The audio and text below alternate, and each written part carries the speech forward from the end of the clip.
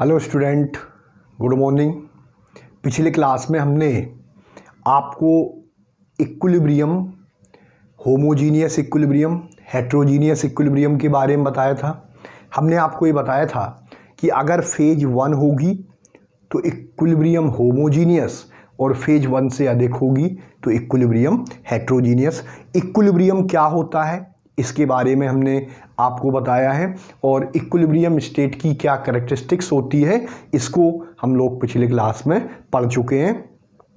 तो अगर आपको हमारा वीडियो अच्छा लगता है तो आप चैनल को सब्सक्राइब कर दीजिए और शेयर करिए ताकि और अधिक से अधिक स्टूडेंट इसका फ़ायदा ले सकें। आज हम आपको एक important topic law of mass action start करेंगे। Law of mass action given by Guldberg and बागे। लॉ ऑफ मास एक्शन के according rate of forward reaction is directly proportional to product of active mass of reactant. AM means active mass. तो rate of forward reaction is directly proportional to product of active mass of reactant and rate of backward reaction is directly proportional to product of active mass of product. अब आप ये देखिए, जैसे कोई भी reversible reaction है A+B से C+D, इस डायरेक्शन को कहा जाता है फॉरवर्ड डायरेक्शन और फॉरवर्ड डायरेक्शन में रिएक्शन जिस स्पीड से प्रोसीड करती है उसको कहा जाता है रेट ऑफ फॉरवर्ड रिएक्शन। इस डायरेक्शन को कहा जाता है बैकवर्ड डायरेक्शन और बैकवर्ड डायरेक्शन में रिएक्शन जिस स्पीड से प्रोसीड करती है उसको कहा जाता है रेट ऑफ बैकवर्ड रिएक्शन।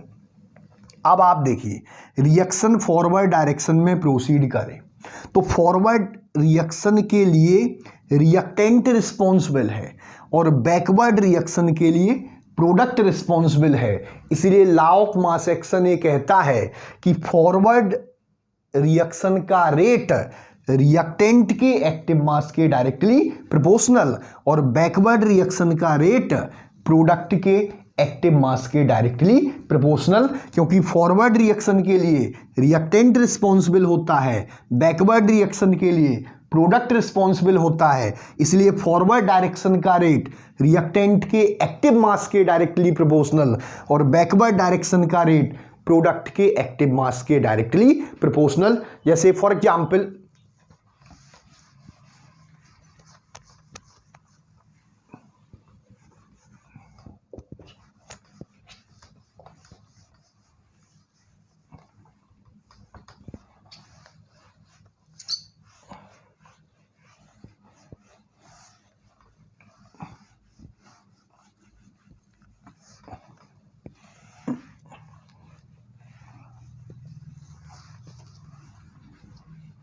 अब आप देखिए,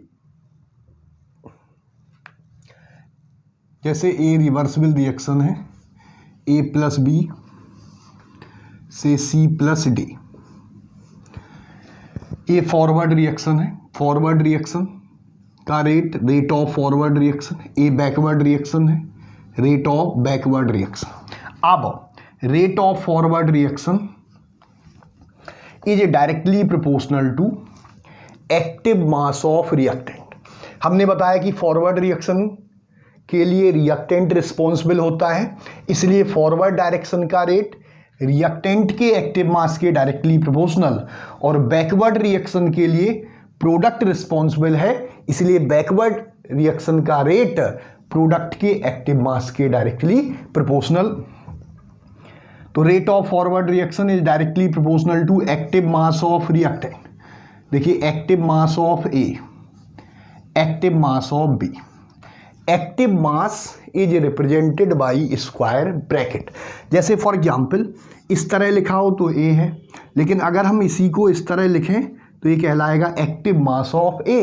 जैसे ये लिखा है O2, लेकिन अगर हम इसको इस तरह से लिखें तो ये कहलाएगा एक्टिव मास ऑफ O2। तो अगर किसी को स्पेसीज का आपको एक्टिव मास लिखना है तो हम उसमें स्क्वायर ब्रैकेट लगा देते हैं। Square bracket indicate active mass, इसलिए rate of forward reaction is directly proportional to active mass of A active mass of B.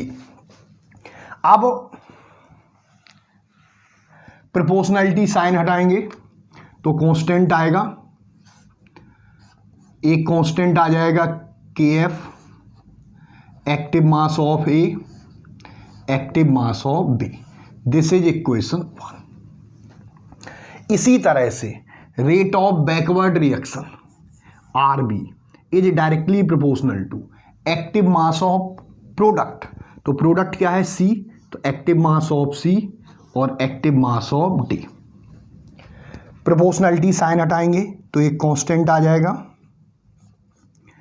के B, active mass of C, active mass of D. This is equation 2। अब आपको पता है कि at equilibrium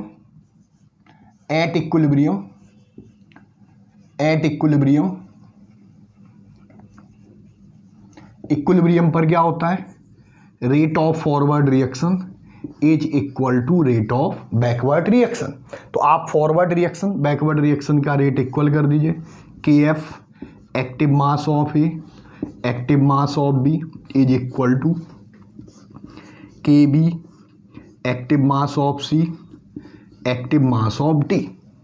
अब आप इसको इधर ले आइए, इसको इधर ले जाइए, तो के F upon K B is equal to, इसको इधर ले आएंगे, इसको इधर ले जाएंगे तो क्या हो जाएगा, active mass of C, active mass of D divided by active mass of A और active mass of B.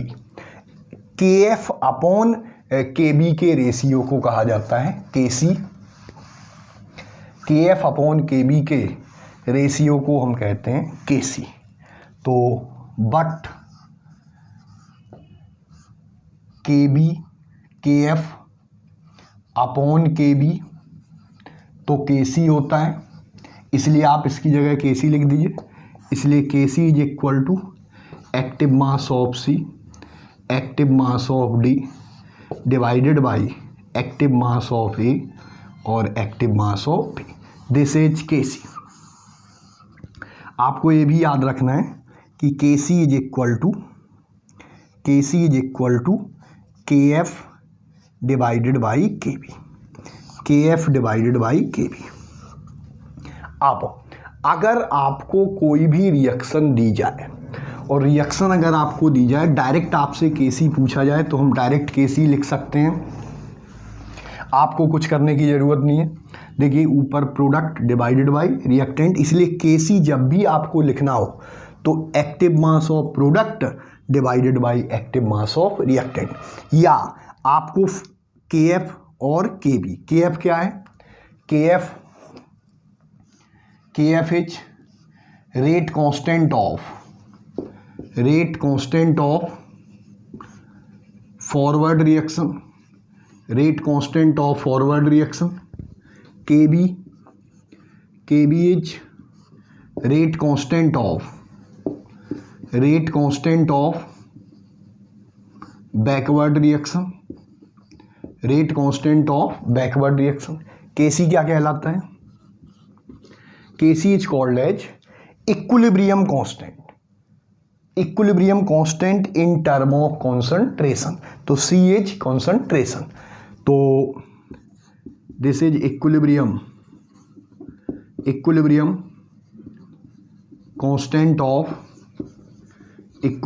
Constant in term of concentration के टर्म में इक्विलिब्रियम कांस्टेंट।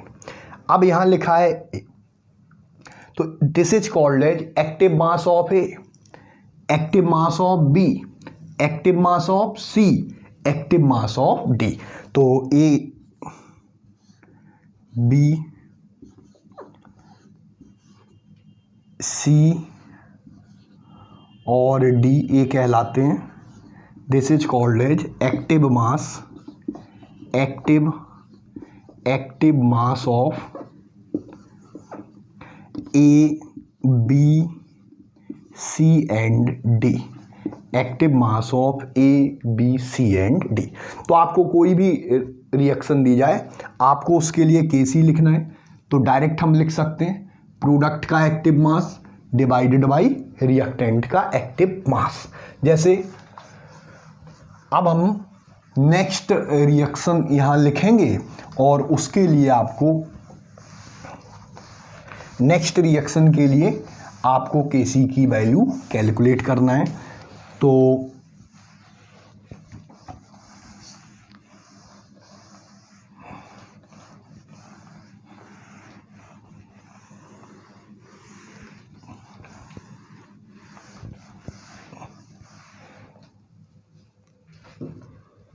जैसे for example 2A + 3B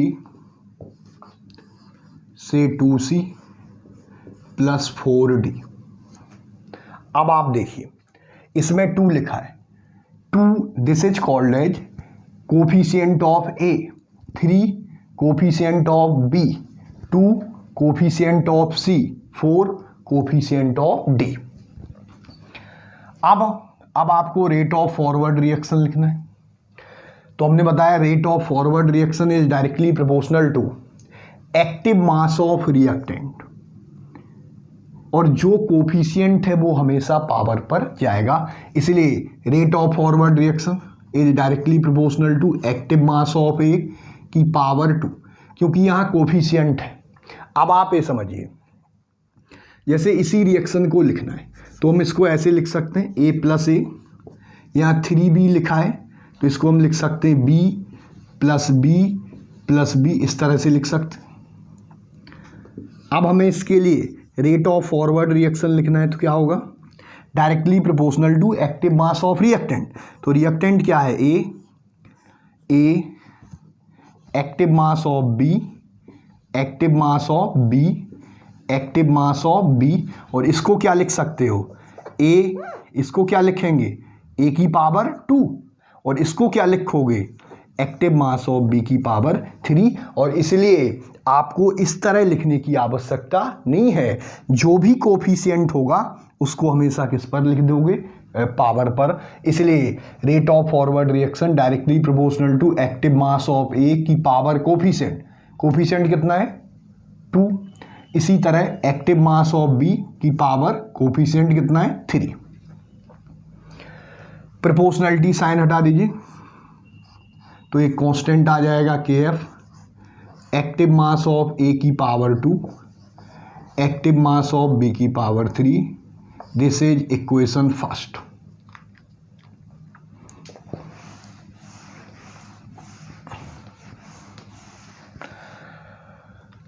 rate of backward reaction is directly proportional to active mass of product क्या है C, तो C की power coefficient, active mass of D की power coefficient. Proportionality sign हटाएंगे तो constant आ जाएगा KB, active mass of C की power 2, active mass of D की power 4। This is equation second. At equilibrium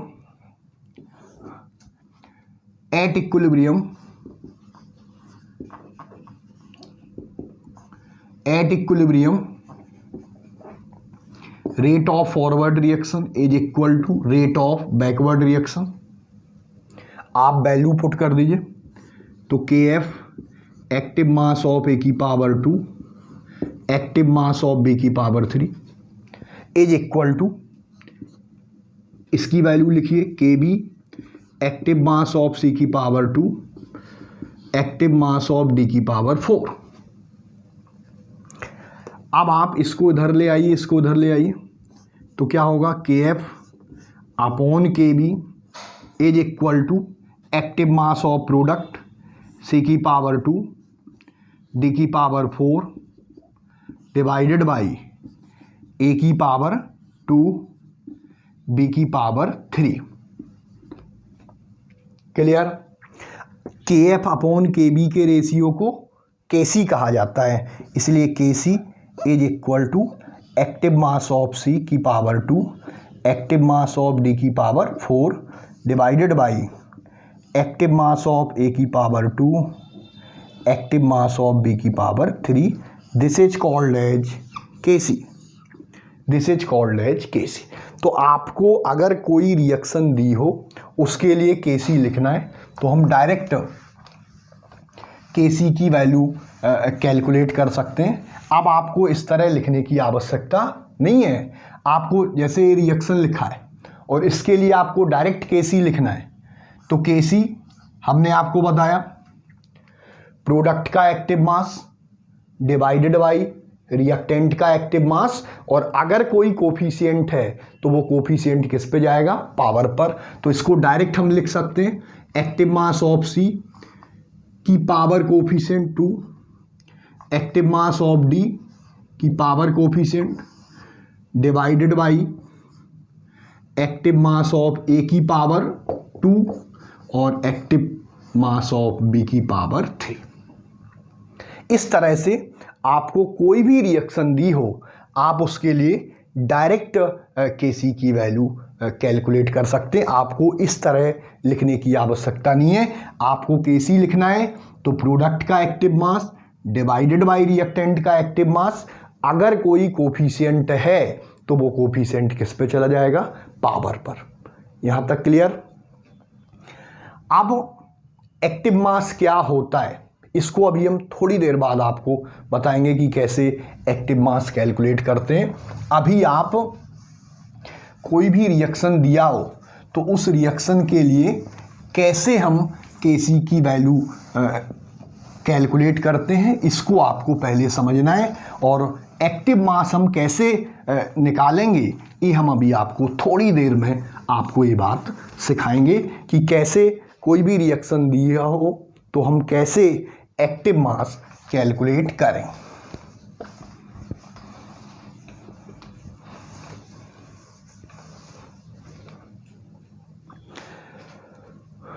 अब एक हम जनरल रिएक्शन कंसीडर कर रहे हैं, तो कंसीडर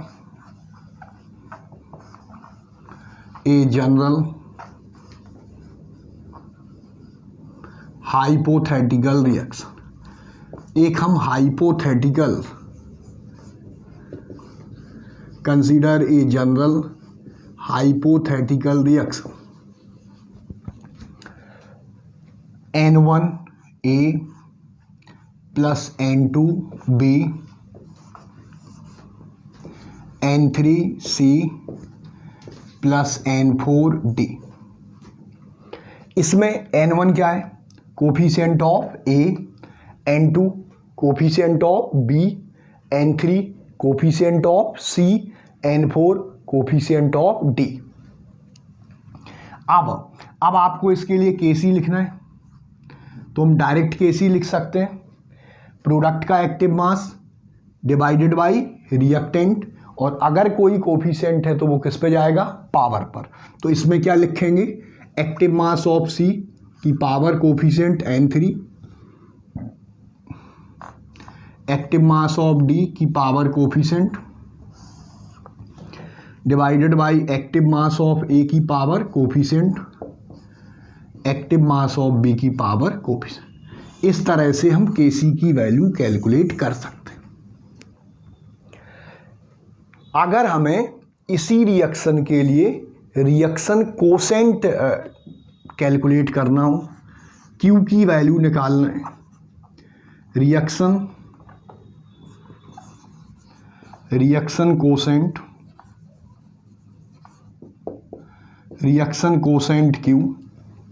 Q कैसे कैलकुलेट करते हैं, तो जिस तरीके से आप Kc की वैल्यू कैलकुलेट करते हैं उसी तरीके से आप Q की वैल्यू को कैलकुलेट करेंगे।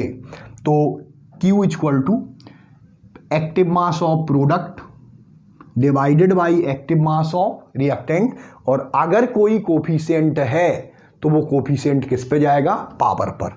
तो एक्टिव मास ऑफ प्रोडक्ट क्या है, C की power coefficient, active mass of D की power coefficient N4 divided by active mass of A की power N1, active mass of B की power N2, this is Q। और अब तो जिस तरह से हमने Kc को कैलकुलेट किया उसी तरह से हम Q को कैलकुलेट करते हैं। लेकिन अब आप ये सोच रहे होगे कि जिस तरह से Kc कैलकुलेट करते हैं उसी तरीके से हम Q को कैलकुलेट करते हैं, तो क्या आवश्यकता पड़ गई कि हम Q को कैलकुलेट करें। तो अब आप ये जानिए, जैसे कोई भी रिएक्शन है,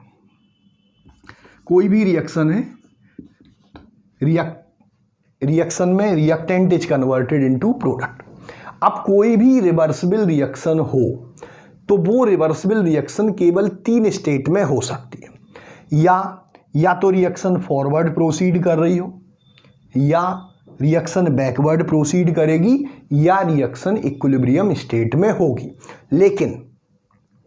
लेकिन हमें ये बात कैसे पता चलेगी कि रिएक्शन फॉरवर्ड डायरेक्शन में प्रोसीड कर रही है, या रिएक्शन बैकवर्ड डायरेक्शन में प्रोसीड कर रही है, या रिएक्शन इक्विलिब्रियम स्टेट में है?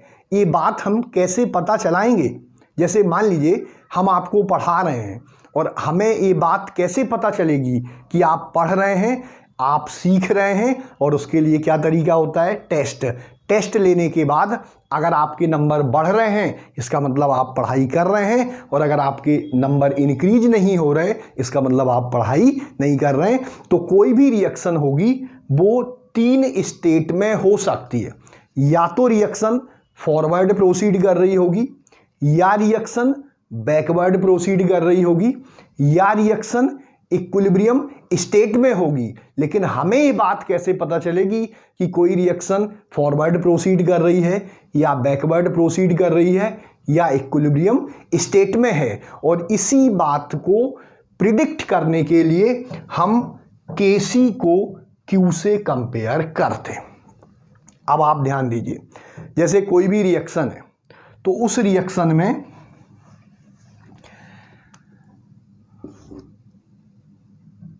सपोज कर लीजिए reactant is converted into product. इस रिएक्शन के लिए अगर हम Kc की वैल्यू कैलकुलेट करेंगे तो प्रोडक्ट का active mass divided by reactant. अगर हम इसी रिएक्शन के लिए Q की वैल्यू कैलकुलेट करें तब भी प्रोडक्ट डिवाइडेड बाय रिएक्टेंट, दोनों एक जैसा आएगा। लेकिन अब आप समझिए, Kc हमेशा इक्विलिब्रियम स्टेट पर कैलकुलेट होता है, लेकिन Q की वैल्यू हम किसी भी कंडीशन में, या तो रिएक्शन फॉरवर्ड हो, बैकवर्ड हो, या इक्विलिब्रियम स्टेट पे हो, किसी भी कंडीशन में हम Q को कैलकुलेट कर सकते हैं। लेकिन Kc हमेशा इक्विलिब्रियम स्टेट पर कैलकुलेट होगा। तो जब रिएक्टेंट प्रोडक्ट का कॉन्सेंट्रेशन इक्विलिब्रियम स्टेट पर हो तो हमेशा क्या कैलकुलेट होगा? Kc। लेकिन इसके अलावा किसी भी कंडीशन में अगर रिएक्टेंट प्रोडक्ट का कॉन्सेंट्रेशन होगा तो हमेशा क्या कैलकुलेट होगा? Q। आपको ये भी याद रखना है कि Kc की वैल्यू रिएक्टेंट प्रोडक्ट के कॉन्सेंट्रेशन पर डिपेंड नहीं करती, जबकि Q की वैल्यू रिएक्टेंट प्रोडक्ट के कॉन्सेंट्रेशन पर डिपेंड करती। मीन्स अगर रिएक्टेंट प्रोडक्ट का कॉन्सेंट्रेशन चेंज होगा तो Q की वैल्यू चेंज होगी, लेकिन अगर रिएक्टेंट प्रोडक्ट का कॉन्सेंट्रेशन चेंज होगा तो Kc के ऊपर कोई भी इफेक्ट नहीं पड़ेगा, क्योंकि Kc रिएक्टेंट प्रोडक्ट के कॉन्सेंट्रेशन पर डिपेंड नहीं करता। तो आपको अगर किसी रिएक्शन का नेचर, उसका डायरेक्शन जानना हो तो हमेशा Q को Kc से कंपेयर कर देते हैं। अब आप देखिए, Kc इक्विलिब्रियम स्टेट पर कैलकुलेट होता है, हमने Q की वैल्यू कैलकुलेट की, और अगर Q की वैल्यू Kc के इक्वल आ जाए तो ये कन्फर्म हो जाएगा कि रिएक्शन किस स्टेट में है? इक्विलिब्रियम स्टेट में है। इसलिए आपको किसी भी रिएक्शन का डायरेक्शन प्रिडिक्ट करना हो तो हम हमेशा Q को Kc से कंपेयर करते हैं, क्योंकि Q हमेशा इक्विलिब्रियम पर कैलकुलेट होता है और Q की वैल्यू हम किसी भी कॉन्सेंट्रेशन पर फाइंड आउट कर सकते हैं। तो to predict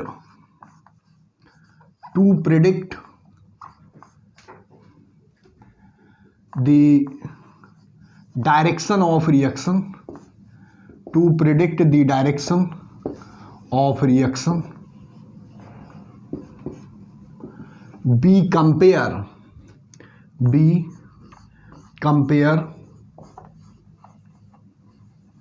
Q with KC, be compare Q with KC। तो हम Q को KC के साथ कंपेयर करें। अब आप देखिए, if KC is equal to Q, अगर KC की वैल्यू Q के इक्वल हो जाए तो क्या होगा? रिएक्शन किस स्टेट में होगी? इक्विलिब्रियम स्टेट में। तो reaction is at equilibrium, reaction equilibrium में होगी। और रिएक्शन इक्विलिब्रियम में तभी होगी जब rate of forward reaction is equal to rate of backward reaction. Clear? Second condition है, if KC is greater than Q, तो क्या होगा? जब KC की वैल्यू अधिक है, Q की वैल्यू कम है, then reaction go in forward direction. अगर इसका रिवर्स हो जाए, Q की वैल्यू अधिक हो, KC की वैल्यू कम हो, तो रिएक्शन बैकवर्ड डायरेक्शन में प्रोसीड करेगी। तो इसमें रिएक्शन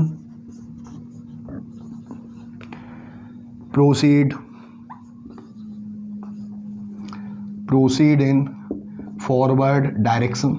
अच्छा, forward direction means RF rate of forward reaction greater than backward, और ये तभी पॉसिबल है, इसका मतलब ये हुआ left hand side to right hand side, क्योंकि ये बात हम आपको बता चुके हैं कि कभी कभी क्वेश्चन में रिएक्टेंट प्रोडक्ट नहीं लिखा होता, क्वेश्चन में लेफ्ट साइड और राइट साइड लिखा होता है। तो आपको पता होना चाहिए कि left to right means forward direction और right to left means backward direction. तीसरी कंडीशन है,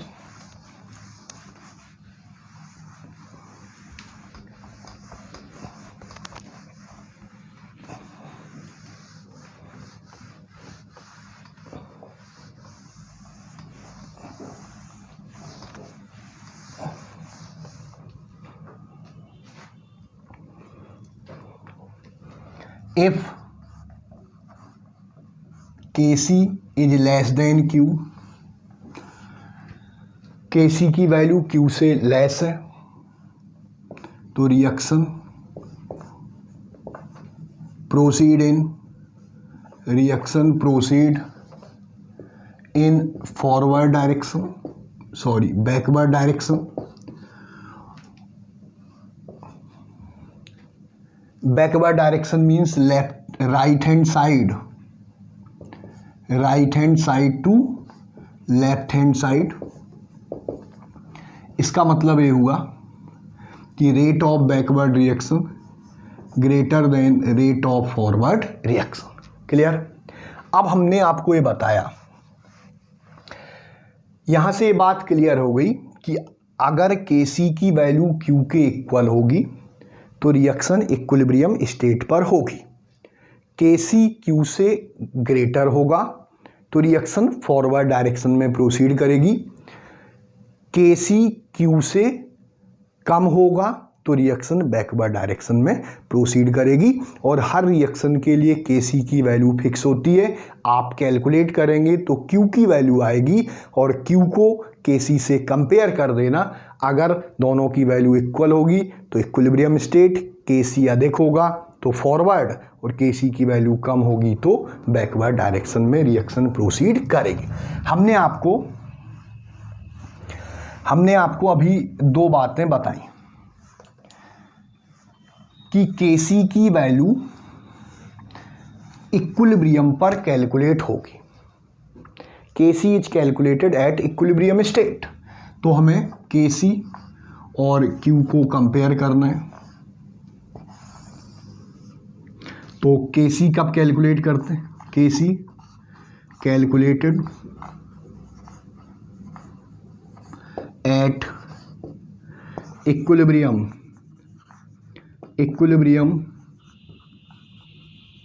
concentration of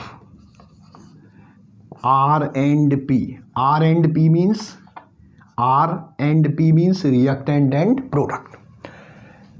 Q calculated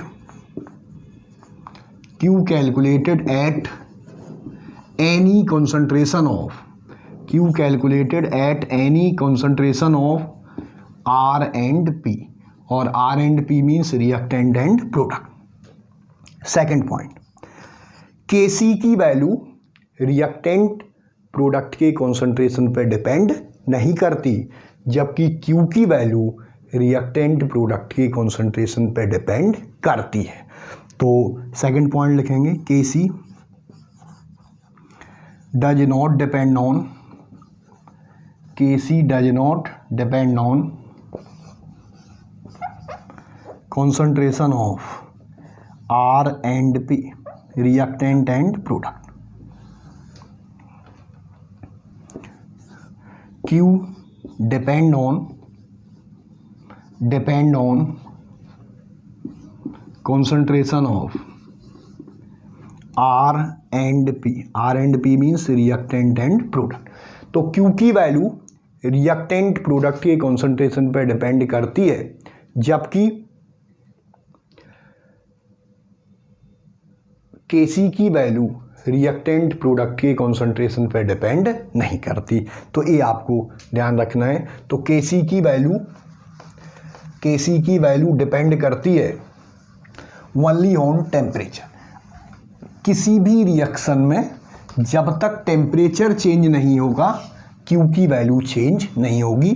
Q depend only on temperature.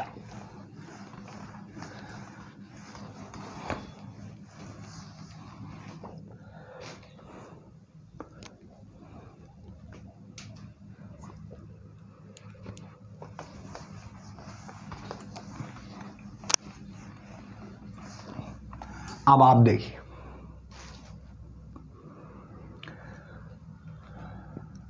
हमने आपको ये बताया कि कोई भी रिएक्शन है, इसमें Q की वैल्यू हमें कैलकुलेट करना है।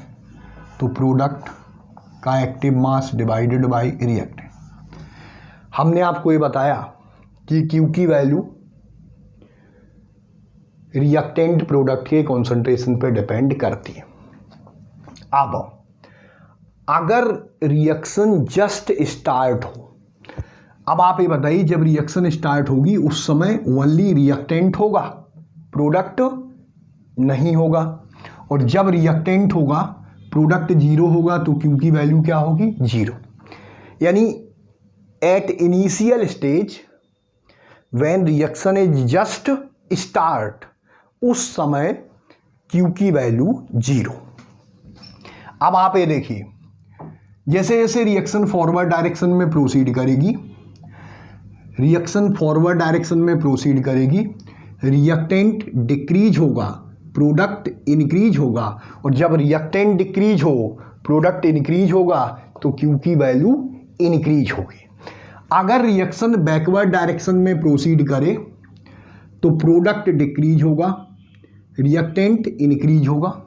अब आप ये देखिए, अगर प्रोडक्ट डिक्रीज होगा, रिएक्टेंट इंक्रीज होगा, तो Q की वैल्यू डिक्रीज होगी। यहाँ से ये बात क्लियर हो गई कि जब रिएक्शन स्टार्ट होगी उस समय Q की वैल्यू जीरो, अगर रिएक्शन फॉरवर्ड प्रोसीड करेगी तो Q की वैल्यू इंक्रीज होगी, रिएक्शन बैकवर्ड डायरेक्शन में प्रोसीड करेगी तो Q की वैल्यू डिक्रीज होगी।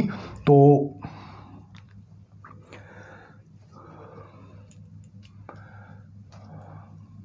इसमें एट इनिशियल स्टेज, ये सब क्वेश्चन आपके एग्जाम में पूछे गए।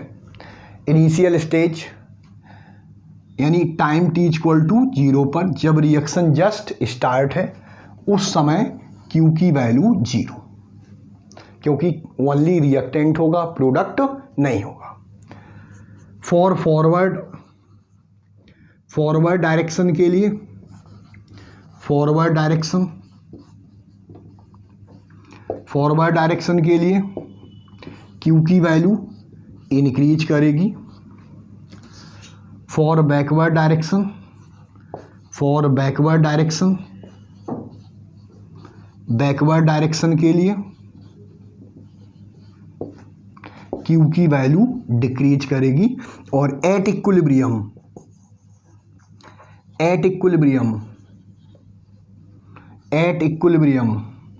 Q is equal to Kc। तो इक्विलिब्रियम पर Q की वैल्यू Kc के इक्वल हो जाएगी। अब मान लीजिए कोई भी रिएक्शन है,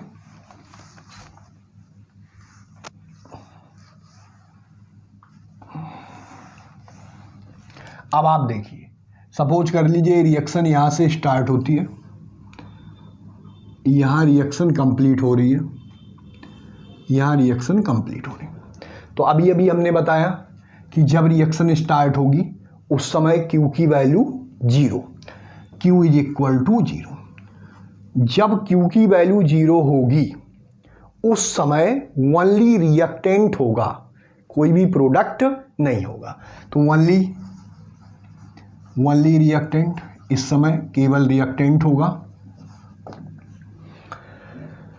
जब रिएक्शन कंप्लीट होगी उस समय Q की वैल्यू इनफाइनाइट होगी, क्योंकि अभी अभी हमने बताया Q equal to product divided by reactant. तो जब रिएक्शन कंप्लीट हो जाएगी तो रिएक्टेंट 0 हो जाएगा, और अगर रिएक्टेंट 0 होगा तो प्रोडक्ट क्या हो जाएगा, इनफाइनाइट।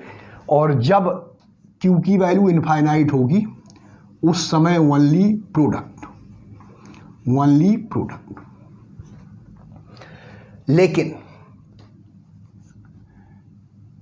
Q की वैल्यू Kc के इक्वल हो जाए तो उस स्टेट को कहा जाता है इक्विलिब्रियम स्टेट। तो इक्विलिब्रियम स्टेट पर Kc की वैल्यू Q के इक्वल होगी। Q की वैल्यू Kc से लेस देन है तो रिएक्शन फॉरवर्ड डायरेक्शन में प्रोसीड करेगी। फॉरवर्ड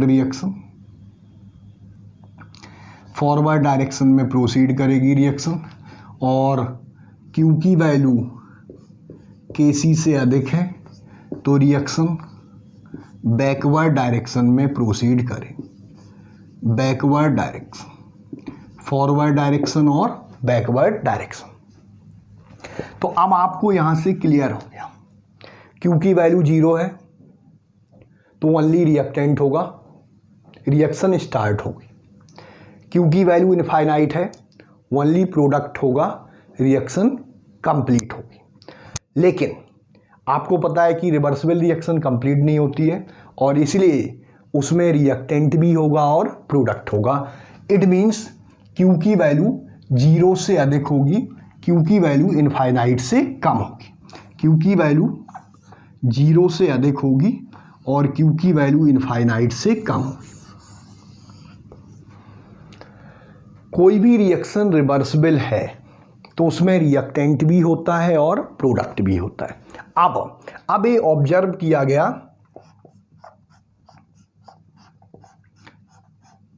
कि इफ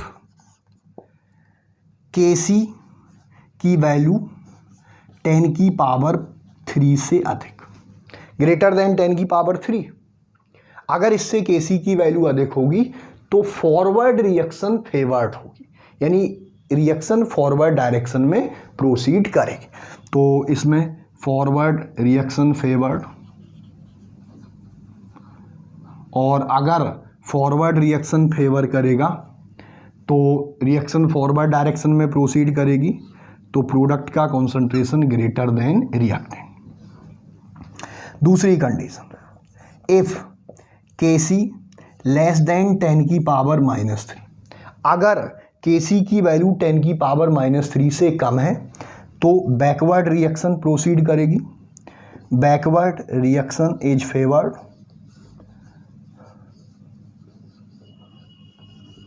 और जब रिएक्शन बैकवर्ड डायरेक्शन में प्रोसीड करेगी तो रिएक्टेंट का concentration greater than product.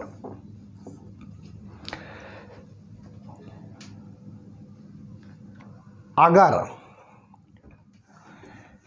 Kc की वैल्यू 10 की पावर -3 टू 10⁻³ इस रेंज में, तो उस कंडीशन में प्रोडक्ट का कॉन्सेंट्रेशन और रिएक्टेंट दोनों का कॉन्सेंट्रेशन अप्रॉक्सीमेट अमाउंट में होगा। तो appreciable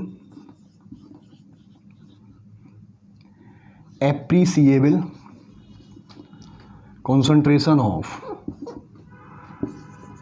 reactant and product, appreciable concentration of reactant and product। और अब आपको किसी भी रिएक्शन के बारे में सब कुछ पता चल गया कि Kc की वैल्यू 0 है तो ओनली रिएक्टेंट होगा, रिएक्शन जस्ट स्टार्ट होगी। Kc की वैल्यू इनफाइनाइट है तो रिएक्शन कंप्लीट होगी। Kc की वैल्यू Q से अधिक है तो रिएक्शन फॉरवर्ड डायरेक्शन में, Kc की वैल्यू Q से कम है तो रिएक्शन बैकवर्ड डायरेक्शन में, और अगर Kc और Q की वैल्यू इक्वल है तो रिएक्शन इक्विलिब्रियम स्टेट में होगी। Kc की वैल्यू 10⁻³ से अधिक है तो रिएक्शन फॉरवर्ड डायरेक्शन को फेवर करेगी और प्रोडक्ट का कॉन्सेंट्रेशन रिएक्टेंट से अधिक। Kc की वैल्यू 10⁻³ से कम है तो बैकवर्ड रिएक्शन फेवर होगी और उस कंडीशन में रिएक्टेंट का कॉन्सेंट्रेशन प्रोडक्ट से अधिक होगा। Kc की वैल्यू 10⁻³ से 10⁻+3 इस रेंज में होगी, उस समय रिएक्शन में रिएक्टेंट और प्रोडक्ट दोनों का कॉन्सेंट्रेशन एप्रिसिएबल अमाउंट में प्रेजेंट होगा। अब आपसे एक क्वेश्चन पूछा है,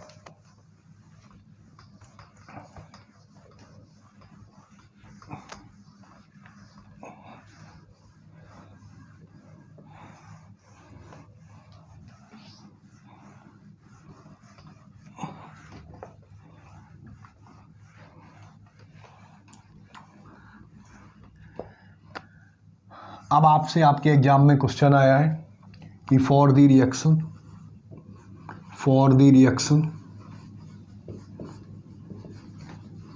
N2 + 3H2 से twice NH3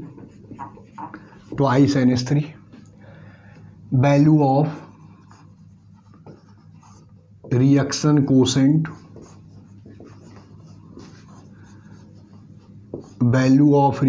quotient Q H given H, तो Q = NH3 प्रोडक्ट का एक्टिव मास की power coefficient divided by N2 H2 की power 3। Clear? If reaction go from left side to right side,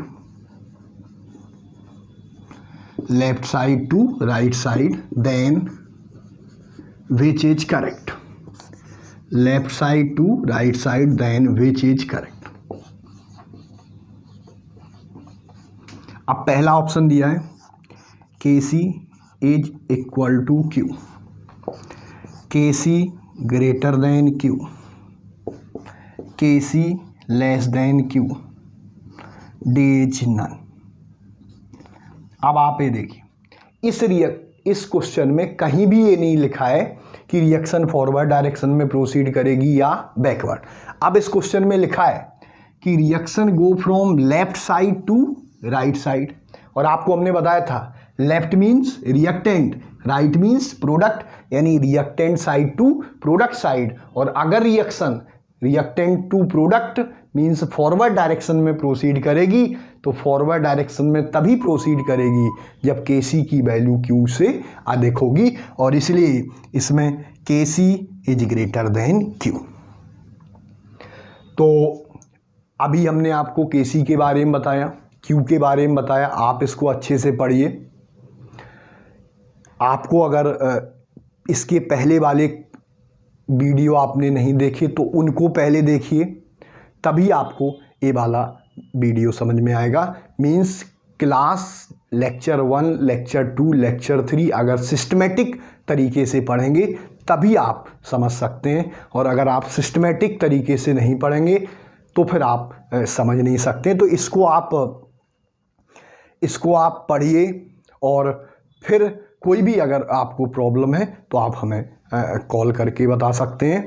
तो इसके आगे हम लोग नेक्स्ट क्लास में केपी क्या होता है, केसी क्या होता है, केएक्स क्या है, इनमें आपस में रिलेशन क्या है, और कैसे हम एक्टिव मास को कैलकुलेट करेंगे, इसके बारे में हम लोग नेक्स्ट क्लास में पढ़ेंगे। Thank you.